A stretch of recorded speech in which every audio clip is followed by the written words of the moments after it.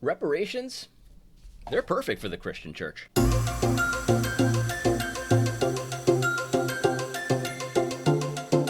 All right. Well, I hope you had a good Lord's Day yesterday. I sure did. I was actually on a short vacation over the weekend with 3 other families, all Christians. We have like 14, 15 kids between us. The kids had a blast with each other. We went boating, we went fishing, we went four-wheeling, all that kind of summer stuff. And then on Sunday, we had a small service with our brothers, and it was fantastic. It was just a great time. We worshiped the Lord. We sung songs together. We did all that kind of stuff outdoors. It was just great. So I hope you had a good Lord's Day too. Before we begin, some of you have been reaching out to me about how you can support the channel. Of course, you can support it on Patreon. But if you're looking for a different way, one way is to purchase a No Despair t-shirt. No Despair t-shirts are great because they do support the channel, plus they give you opportunities to share the gospel of Jesus Christ, because the reality is there is a concerted effort to put you in a state of despair in 2020. And the reality is that despair has no place in the life of a Christian, because we have a good king. We have Christ as our king. Christ is our Lord. Christ is our God, and he is good all the time, and he gives us reason for so much hope. And despair is just the absence of hope. And so if you wear this shirt in 2020, and there's another variant that says No Despair 2020, if you wear this shirt in 2020, people might ask you about why is it that you're wearing a No Despair t-shirt, especially in a time full of despair. And that's going to open the door for a lot of gospel conversations. So pick up a No Despair 2020 t-shirt today, and you can support the channel and the content that you love. Now let's get into reparations. I'm going to give you 5 reasons why reparations are perfect for the evangelical church. And I was thinking again about reparations this week because of last week's video on Pastor John Onwuchekwa. John Onwuchekwa used to be in the SBC. He recently left, and then I reviewed a story as Smooth AD where he actually took $200K from the SBC. They gave him $200K to renovate his building like a year ago or less than a year ago. And then he bounced from the SBC for being too racist. And it's like, that's a pretty weird thing. And it's kind of shady that he took money and then bounced. And so people were saying, hey, you should give the money back. And his response was that, almost like in a low-key way, the SBC owes me.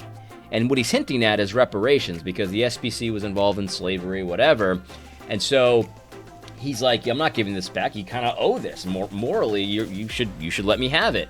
He didn't actually say that, but that's what he was referring to. And it's pretty amazing. It's perfect. It's a perfect thing. And it's a scam that every black pastor can run on the SBC. I mean, they're feeling guilty, so collect some of that white guilt cash and then bounce from the SBC, and they can't say anything to you because they owe you.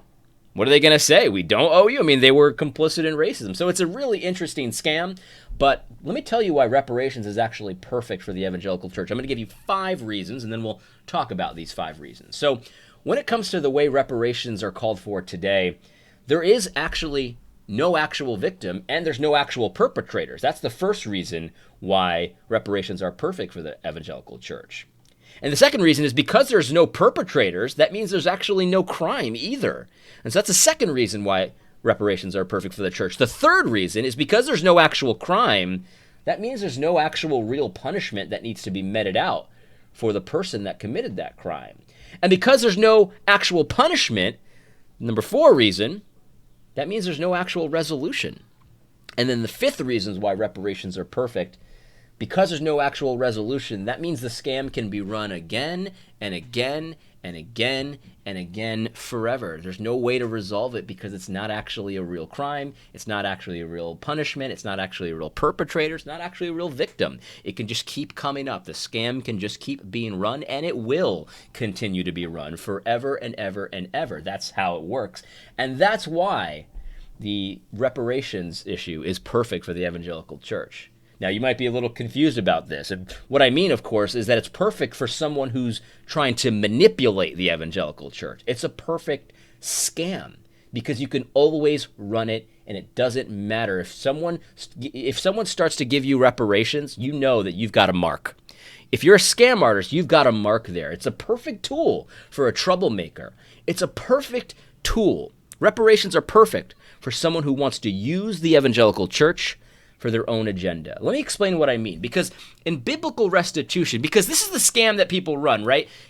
If you know my content, a couple years ago, I did one of my only interactions with actual real social justice warriors, and they were trying to run this play where they tried to make reparations mean the same thing as restitution.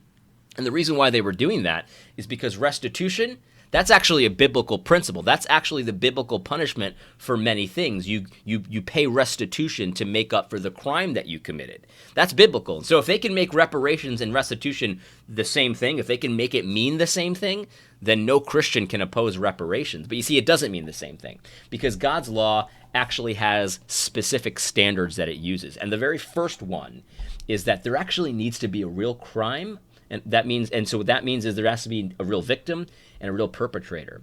And with reparations, there's no real victim and there's no real perpetrator because the victims and the perpetrators of the alleged crime, slavery, they died a long time ago. So the only people that exist now are people that came from those victims. They're descendants of the victims, descendants of the perpetrators. And so there is no real actual victim or real actual perpetrator. And so all you have are descendants. And when all you have is descendants, then you've got a lot of new marks that really didn't do anything wrong, but you can extract money from. Because as we know, usually your generations grow, right? So you start with one person, and then he has some kids, and then they have some kids, and then they have some kids. And so your family tree gets bigger, like a pyramid kind of thing.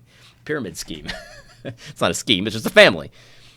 And so when you don't have actual victims and actual perpetrators, and all you have is descendants of those victims and perpetrators, you've got a lot of sources of income if you're a scam artist trying to run a scam on reparations. And actually, the Bible specifically disallows that kind of thing. The Bible says that each man will pay for his own sins, his own crimes. So you don't put to death the sons for the sins of the father. That wouldn't be fair. Every man is responsible for what they do on their own. And so in a biblical system, you have to actually have a living victim, people that are there, and a living perpetrator in order to actually punish the crime. But you see, in the reparation system, there is no actual victim and there is no actual perpetrator, so that means there is no actual crime being fixed. And so if you notice, John Onwuchekwa was never enslaved, and so he's pretending like they owe him money, but because there was no actual crime against John Onwuchekwa, they actually don't owe him money. But you see, this is why it's perfect. Because when there is no actual crime, you can always at any time claim that somebody owes you. John Onwuchekwa can run this scam again if he wants to. He can run this scam again and say, well, the $200K, that was for one particular aspect of the injustice that my ancestors suffered. And then there's other ones that, they need to pay me as well. You see, that's why it's perfect, because if there's no actual victim or no actual perpetrators, then you can just pretend to be a victim, pretend that there's certain perpetrators, and just pretend crimes. I mean, you could just always, at any time, bring up reparations. And how are they going to say no? Once they've given you some money for reparations, then they got to give you more, I guess. And here's the thing, the Bible actually doesn't allow this, because you actually have to establish a certain specific particular crime with two or more witnesses in order to have someone punished for that crime. And that's actually the third thing, because in reparations, there's no actual crime, and so that means there's really no fair punishment for that crime. If you look in the Bible, when you steal something, because that's really the crime of slavery, they stole your income, they stole your production, and all that kind of thing, right? When you steal something in the Bible, though, it gives you a particular punishment that's appropriate, right? So if you steal a sheep, then you have to pay back 2 sheep. If you steal an oxen, you have to pay back a certain amount of oxen. So there's a punishment that fits the crime. That's where we get that idea, where the punishment should fit the crime. That comes from the Bible. The Bible has different punishments for different crimes, and the restitution owed goes up the greater the value of what you stole was. And so we can see that, and we can understand that there's a certain punishment that's required for a certain crime. But you see, with reparations, there's no actual crime. Nobody did anything to John Onwuchekwa, and that means that there's no actual fair punishment. So John Onwuchekwa, yeah, he got $200K from the SBC that he feels like he's owed because of slavery, whatever, but he could just say, well, that's not enough. That's not enough. I mean, there's no number that is actually enough, because we don't even know what the crime was. So how can we know what the proper punishment was? You see, that's why reparations are perfect, because you can say whatever is owed, and how is anyone going to argue? I mean, what's the value of a human life, right? So if you get $200K, you could easily say, well, that's only a quarter of what I'm owed. or that's only a tenth of what I'm owed. You see, when people talk about reparations, a lot of times they'll spit out numbers. Oh yeah, 2 billion, 2 million, whatever it is, right? And the thing is, that's actually not necessarily a fair punishment because we haven't even established what the crime is yet. We don't even have victims or perpetrators. So how can we know that that will be enough? And the reality is, step 4, this is why reparations are perfect. This fourth reason is since there's no actual fair punishment, then there is no actual resolution. And so John Onwuchekwa took $200K from the SBC. He feels like he's owed that for some reason. God only knows why he thinks that. But he could easily say, but I'm actually owed $2 million.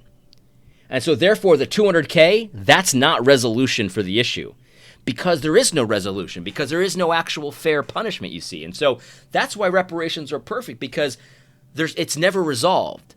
You see, in God's law, when you pay back what you owe, the matter is squashed. You have made restitution. You're a full member of society again, right? So you take $200 from somebody, you pay them back $400 because of the crime, and then the matter's squashed. There is harmony back. It's brought back. It's restored. You're restored. There's restitution that you've made, and you're restored to the assembly, right? That's how it works.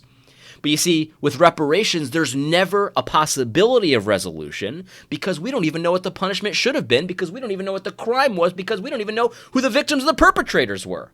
And so there is no possibility of resolution. Do you think, if you're really so naive to think that if Congress passed a $2 trillion reparations package, right? Let's throw a number out there, $2 trillion reparation package. Do you think that people would stop complaining? Absolutely not. They would not stop complaining. They'll never be satisfied. There's no hope of resolution because we don't even know what the proper punishment ought to be. So the resolution, it's off the table from the start. That's why reparations are perfect. And so because there's no resolution, this is the fifth point. That means the scam can continue to be run again and again and again and again. Because this is part of James Cone's theology, by the way, because as long as there's even one black person that does not agree that things are good now, that you're not racist, that you've paid for your crimes, as long as there's even one black person that agrees with that, then the scam just keeps going. Then you're not atoned. That's part of James Cone's theology, and it's perfect for reparations because you could pass a make it $20 trillion. $20 trillion reparations package. Will everybody be satisfied? Absolutely not. Absolutely not, because nobody has any idea what the proper punishment should be for a crime that they can't even identify, with victims and perpetrators that they have no idea who they are because they don't actually exist because they're all dead. So nobody knows how to do that kind of stuff, and so there is no hope for resolution. And because there's no hope for resolution, that means the reparations scam can continue to be run again and again and again and again forever, and that's why it's perfect for the evangelical church. Because if you want to manipulate people, if you want to cause trouble and divide, if you want to use the evangelical church for your own agenda, for your own purposes, for your own reasons, then reparations is perfect because there's no hope of solving it. That's why, we've seen this again and again and again. If you give any of these social justice warriors even 1 inch, the next day they will be asking for a mile. And if you give them the mile, the next day they'll be asking for 2 miles. And if you see where I'm going? There's no resolution because it's not an actual crime. And because it's not an actual crime, there's no actual punishment and all of that kind of stuff. There's no actual victims. There's no actual perpetrators. They're all dead. This is all in the past. This is all over. And so to even go down this road, to even take one step down the road of you owe me, because your granddaddy did something to my granddaddy, because you can never prove it, but let's just say even if you could prove it, once you take one step down that road, what you're doing is going down a road that's going to lead to never-ending strife. God doesn't allow this. That's why God's law is so good. That's why God's law is so perfect. He does not allow the sons to pay for the sins of the fathers. That's off the table for a Christian. I get why pagans are doing it, because pagans love troublemaking. Pagans love envy and strife and covetousness. They hate the Lord and they hate harmony.